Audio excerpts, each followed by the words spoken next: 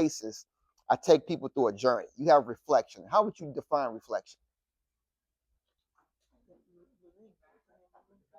Looking back.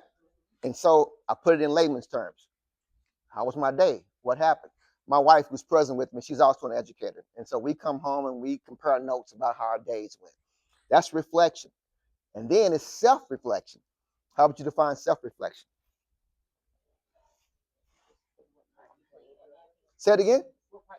What happened? What part did I play into what happened?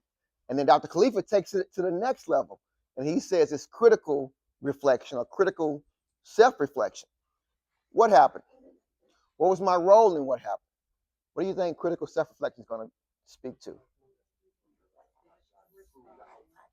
What actions can I take in a larger context?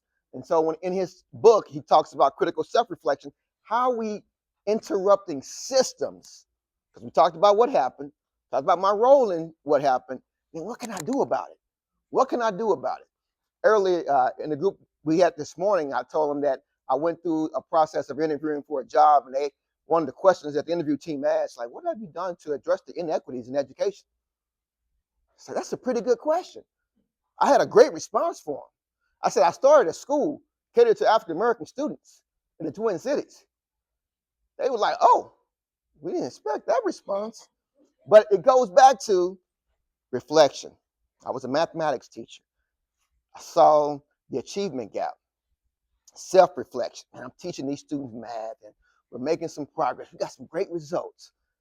But I only had an impact maybe on 20% of this total student body. So I had to scale up. What can I do to interrupt this system? Hey, what if we started a school?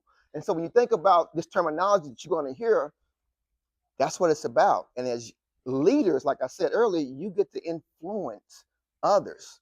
And as you influence others, hopefully you're on a journey using reflection, using self-reflection, and using critical self-reflection to improve the overall system or to interrupt the system.